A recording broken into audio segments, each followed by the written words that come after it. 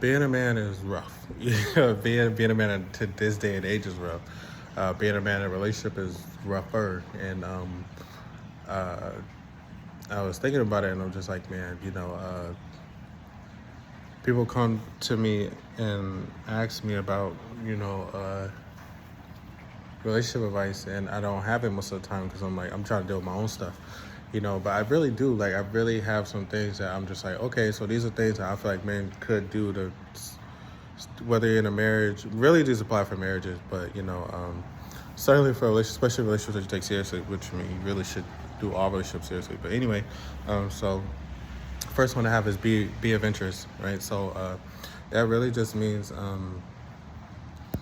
just do stuff that you normally wouldn't do, like go mountain climbing, go skydiving, go parasailing, like just something that you don't normally do with your partner. It doesn't mean go buy a new sex toy, go do a new sex game. I mean, if that's what y'all into, whatever, because Lord knows I've certainly tried that. And I mean, it brought some spice into the relationship, but you know, uh, that's not necessarily. I mean, like go try something. Just bring something fresh to your relationship at all times. Two, be her biggest cheerleader. So, I mean, always be engaged in what she has going on. Always try to support her, what's going on. Make her feel like she has. If she don't have nobody else in her corner, you, because you want you want your girlfriend to be, or your girlfriend, your whoever she is, you want to be at her best all the time. So you want her to be at her best version all the time.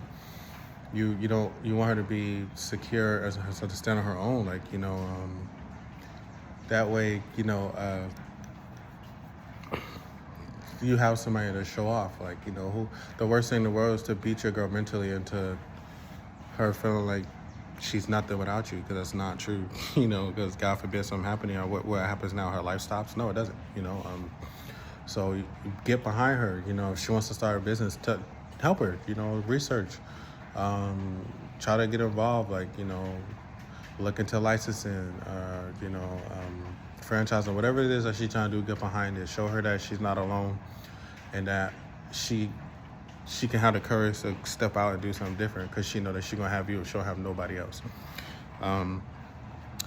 Third, wake up with the mentality of she's not gonna outlove me today. So while relationships and marriages aren't a competition, they kind of are, right? Because you want your partner to know that you love them and that you care about them. So it could be anything. Put some in her car. When she's at work, put a little gift in her car. Write her a note. Put it on her windshield. Pick her up from work to take her to lunch. Just random FaceTimes. Send random texts. Like, just do something to always let her know that you are thinking about her. Like one of the worst things I feel like I've ever done in a relationship is make somebody feel like I don't need them. Because, I mean, it's good to say, and it's not good to say, but it sounds good when you say, like, oh, if you leave me, I'll be fine, right? Because I'm used to being alone, so I always felt like I would be fine. So subconsciously, I make people feel like I would be fine without them, and that's not true. Because why else would I date you? But for you as a man, like, just don't let her feel like that. Don't always let her know that you need her, and that she's special to you. You picked her for a reason. That's all I got really on that. Just try to make her feel special. Next is never stop dating. So in the beginning, y'all going on dates, you go to the movies, you go out of town, y'all go shopping and shit like that. And then as gradually as the relationship goes on, like, you kind of move into that point where you move together, then you're cooking every night, and then y'all kind of just like coexist, right? Like, nothing's wrong, but you coexist. Just don't stop dating. Keep going on dates. If you got kids, have somebody babysit them, so y'all can take time together as a unit sometimes without the whole family, because both units are important. The unit that is you and her, and then the unit that is the family. And I'm not trying to debate which one is more important, because that's a whole different thing, and I'm not here for that. But you need to always take time for the two of you, because that's what it started with, was the two of you, you know. And if you don't have kids, you know, it's still just the two of you. You need to not lose sight of what brought y'all together in the first place. So just keep trying to date, like go on a date at least once a week, you know.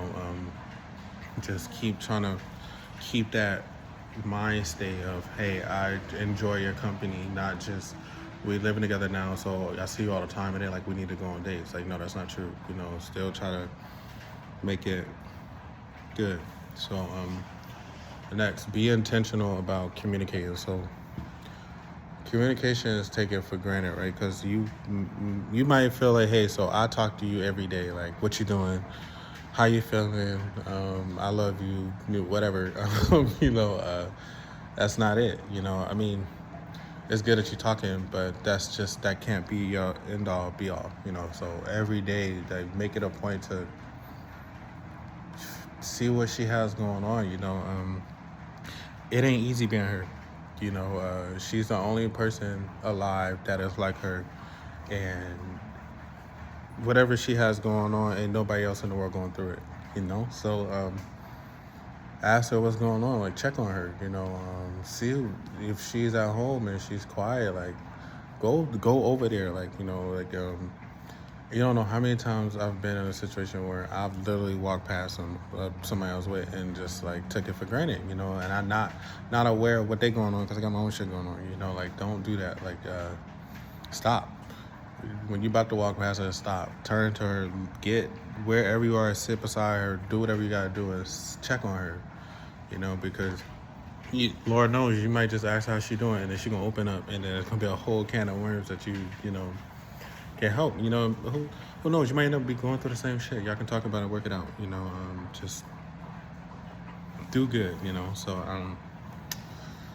next, don't keep score. Don't, and I feel like, well, women certainly have said this to me. I don't think I do it, but they definitely said it to me. So it is what it is. But to me, when I say don't keep scores, don't bring up shit that you've done for your partner. You bought her a car, you bought her something, you gave her some money. Don't use that as a point of an argument and a conversation. Like, oh, well, I'll do this for you. Like, if you was gonna do all that, you shouldn't have done it in the first place, right? So just don't do it. Like, it creates resentment. It gets to the point where you now y'all don't even want to do things for each other, right? So then y'all at each other's throats because of things like that. So just don't even bother. And then two, like, as a man, sometimes we get into the mindset of we're doing so much for this woman and she doesn't do anything for me, right? That Lord knows that's how it was in my last relationship. I was just like, man, I'm doing all this stuff for this person, not doing anything for me.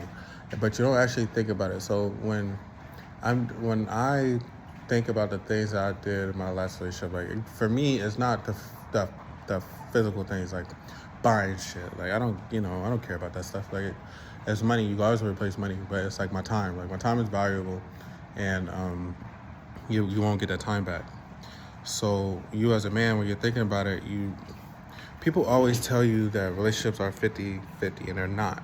You know, well, if they are, that means they're gonna fail, because you're giving half. Like, why would you give half to somebody you say you love and you want to spend the rest of your life with? So both of y'all should be giving 100% all the time, you know. And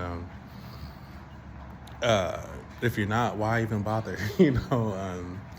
So that's what I mean. Don't worry about what she's doing, you know. As far as if she give you all, you worry about what you're doing. If you're giving her 100%, then you know at the end of the day you're doing all you can to make the relationship work. If God forbid something happened, you know at the end of it you really truly gave it your all. So, you know, that's all you can really do.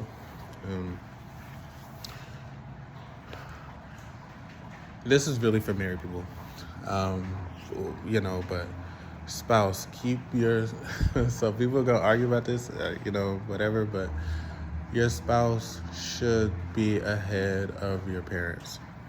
Your spouse is who you are with every day. Your spouse is who you share your life with.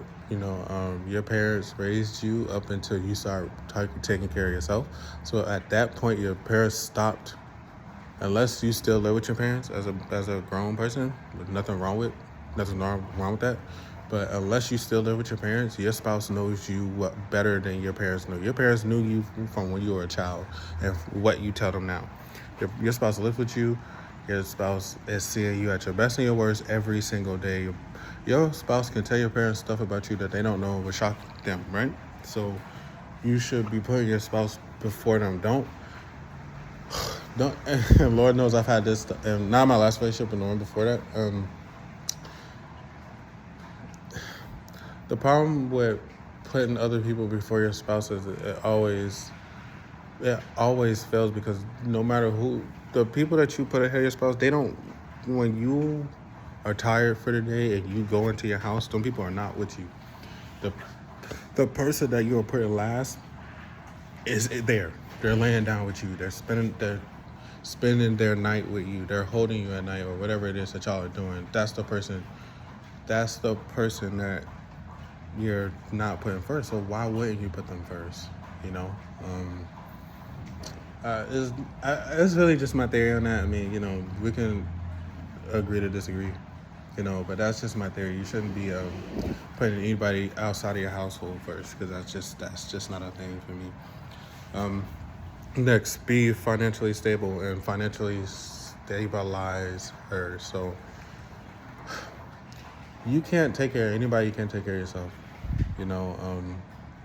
So you need to make sure that the next couple things that have to do with financial stability, but get out of bad debt. And bad debt, I mean like credit card loans that you took out when you were in college. Them stupid loans that they used to have outside the dorms and shit like that, when you was just trying to get your degree, and they was flying this $500, $300 there, $1,500 credit cards, and you took them because you was like, I need money because, you out here in college and you doing your thing. I'm talking about that kind of bad debt. Get out of that, because that's gonna hurt you in the long run. Stay and get that mortgage. Car loans are not considered a bad debt too, because cars are different. You can lease a car. Anyway. But get out of bad debt. Invest in stocks. Like, get yourself to a point where you are trying to get yourself to a point where you have more than one income. You have at least 3 passive incomes. You have 1 active income. Some people work 2 jobs, 2, that's fine, but at least have 3 passive incomes, and make it to where you're trying to stabilize yourself so you can take care of your family, take care of your kids, or if you don't have kids, get ready to take care of kids, things like that, because that matters. All that stuff matters. It might not matter to you now because you might not have kids. You might just have a girlfriend, but all of that shit matters. So take care of it now, so you won't be taking care of it later. So next, take care of yourself so you can take care of her. So I don't even know how to say this. I feel like that's self-explanatory, but take care of your body. Don't, people smoke, whatever, I don't know what to say about that, because there's no science that proves that smoking is bad for you. I don't smoke. I drink a lot. I know I need to be not drinking. I haven't drinking in like a week, but the Lord knows I drink a lot, and I'm trying to stop because I'm trying to take care of myself so I can, go about things differently in my life. But don't just throw your body away. Don't just do things to your body now because you feel like you physically look good. So it's like fine, but like I physically look good. Like I don't look like I have anything going on, but Lord knows, and some people know I have like the worst health, and I'm trying to make it work. And it's definitely been a journey, and I'm doing good, but I'm doing better. But like I said, take care of yourself so you can take care of your family. Meditate. Next, so you have to learn to be. You have to learn. What am I trying to say? You have to learn how to be alone. A lot of people don't know how to be alone. They can't. They can't stand it, right? So like, and I mean in every sense of the word. Like, we're always on our phones. I'm on my phone right now, but they can't be alone. Like, if you're single, you with somebody else the next day. If you're in a relationship and say your woman is at work and she's at work for 9-10 hours and she can't talk to you on her phone. So now you feel like you need to talk to somebody else because you can't talk to her. Like that's weak. Like like be a man, stand up. Learn how to be alone. Learn how to be at peace with yourself. Learn how to spend time with yourself. Because that's what you do 24/7. You're gonna be with yourself 24/7. So learn to enjoy that. No matter who's around you, you're always gonna be in yourself. So you gotta learn how to be alone, and the one way to do that is to meditate. I promise you, learning how to be alone will solve a lot of problems with other people. Because your relationships with other people will change once you learn how to be alone. Because a lot of people will take certain people, and I don't even just mean in relationships, but even in friendships too. Like a lot of people will take things and accept things because they don't want to be alone. But once you learn that art, like it won't matter. Because you can do it. Next is rise earlier. So you have to. How are you gonna lead your family if you waking up 2 or 3 o'clock in the afternoon? Right? That doesn't make sense. So I'm up at 5. I'm up at 5 and 6 every day. And most of that time, from 5 to 6, from 5 to 7, really, I'm trying to take over the world in 2 hours. I'm making my business plans. I'm figuring out how I'm going about it. I'm literally trying to figure out how to take over the world in them 2 hours before everybody else gets up. So then now when everybody else is up, now I'm ready to lead. I'm ready to set direction for what it is I'm going to do today. I'm ready to talk to my wife or my girlfriend. And at this point, I'm speaking just to men in general. Like I'm ready to talk to my family about what it is that I'm trying to accomplish and what help her get to where she's trying to go. Like I'm already 2 steps ahead of her, when she wakes up. You have to be up, and you have to be up in order to, go after it. A lot of people don't like mornings. I don't know. I don't know what to say about that because I've always been a morning person, but, like you're never gonna conquer the world if you sleep all the time. Unless you work overnight, I guess, it's different. But, if you're just out here hanging out and you running the streets all day, you gonna go home and you wake up at 2 o'clock in the afternoon, that's just not gonna cut it, But anyway, so the last thing is it's simple, really simple. Tell her you love her. That sounds simple, but tell her you love her. Like tell her every day you love her. Tell her how much she means to you. But more importantly than that, prove it. Don't ever let her get to the point where she's just like, man, that man gonna tell me anything. He say it, but do he really mean it? Don't let her talk to you one day and say, well, you told me you love me, but I never felt it, right? Because that's a waste of time. I think I keep hearing stuff, but I'm not. But anyway, so like I said, tell her you love her, but more importantly than that, prove it. Because, words don't necessarily mean anything without anything behind it. Just always put your best foot forward. Always try to make your person feel like you love them, because why wouldn't you? But really, that's all I got. That's all I got for men my age, the ones that's coming up. Some of you agree, some of you might not. Who knows? But I know these things I've learned over the years, and I'm trying to apply them now. So hopefully somebody listened to this and took something from it. But